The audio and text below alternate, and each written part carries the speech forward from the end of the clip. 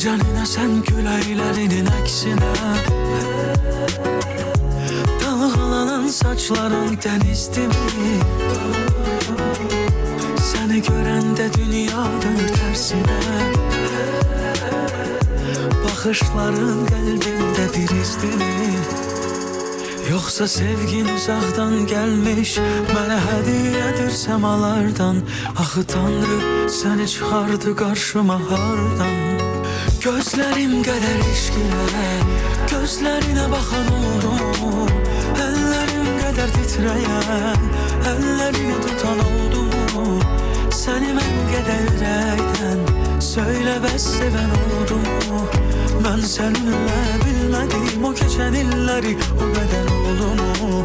Gözlərim qədər eşqilə, gözlərinə baxan oldum. Əllərim qədər titrəyən, əllərini tutan oldum. Səni mən qədər ürəkdən söylə bəs sevən oldum. Mən səninlə bilmədim o keçən illəri, o qədər oldumu?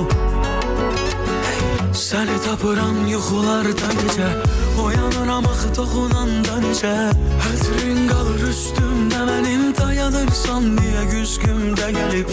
Hara baxıram səni görürəm mən, yarım ömrümü sənə bölürəm mən. Qəlbin ümidi sevgi və yardan, tapdım mən səni hardan? Yoxsa sevgin uzaqdan gəlmiş, mənə hədiyyədir səmalardan. Axı Tanrı səni çıxardı qarşıma hardan? Gözlərim qədər eşqilə, gözlərinə baxan oldum. Əllərim qədər titrəyən, əllərini tutan oldum.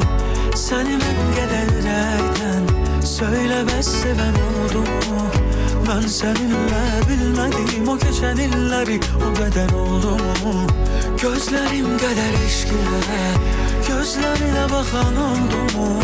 Əllərim qədər titrəyən, əllərini tutan oldum. Səni mən qədər ürəkdən söylə bəs sevən oldum.